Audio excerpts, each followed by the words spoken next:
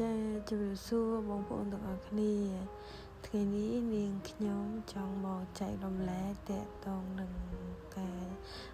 ស្អំកូនមាន់ដូចវីដេអូដែលនាងខ្ញុំបង្ហាញគឺកូនមាន់មានអាយុចំនួន2សប្តាហ៍ហើយពេលដែលនាងខ្ញុំយកកូនមាន់មកអាយុទៅតែ2ថ្ងៃទេអញ្ចឹង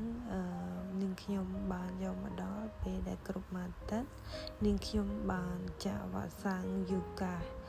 ឲ្យកូនមាន់តមកនាងខ្ញុំក៏ធ្វើការស្អំដោយពុកម៉ែបងប្អូនបានឃើញគឺក្នុងទ្រុងស្អំកូនមាន់គឺយើងចាំបាច់ត្រូវតែមានអំពូលកម្ដៅត្រូវមានភួយឬក៏តង់ត្រូវក្របបិទចិនប៉ុន្តែដោយសារតែខាងនាងខ្ញុំនៅចំការ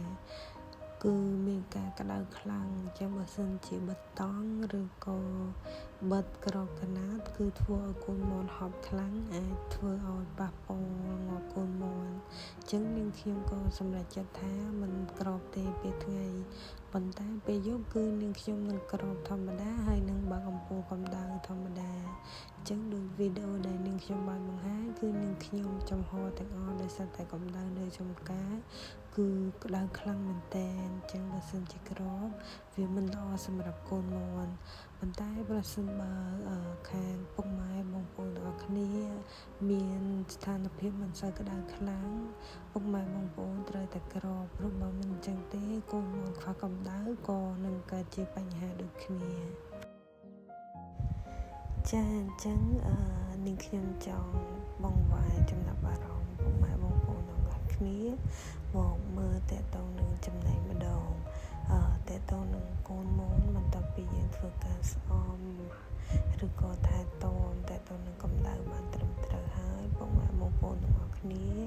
កុំភ្លេចយកចិត្តទុកដាក់ជាមួយនឹងទឹកនិងចំណីផងប្រសិនបើកូនមាន់ខ្វះទឹកឬក៏ចំណីក៏អាចធ្វើឲ្យមានបញ្ហាដូចគ្នាដែរអញ្ចឹងសូមពុកម៉ែបងប្អូនទាំងអស់គ្នាយកចិត្តទុកដាក់គ្រប់ជ្រុងជ្រោយដែលទៅនឹងកម្ដៅចំណីជាពិសេសពេលដែលកូនមាន់នៅផ្ដុំគ្នាឬក៏ពេលខ្លះកូនមាន់អាចជន់គ្នាក៏មានដែរអញ្ចឹងសូមពុកម៉ែបងប្អូនទាំងអស់គ្នាអាសាទតពិនិត្យ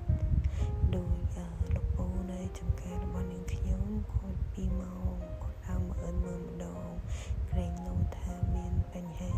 ទៅលើកូនមាន់ដូចជាវាក្តៅខ្លាំងពេកឬក៏វាខ្វះកម្ដៅឬក៏វាស្រេកទឹកអស់ឬក៏ទឹកកំពប់ឬក៏ថាកូនមាន់មានការជន់គ្នាអីជាដើមចាអញ្ចឹងសម្រាប់វីដេអូរបស់នាងខ្ញុំមានតែប៉ុណ្ណេះទេអរគុណពុកម៉ែបងប្អូនទាំងអស់គ្នាសម្រាប់ការចូលចិត្តនិងតាមដានទស្សនាវីដេអូរបស់នាងខ្ញុំ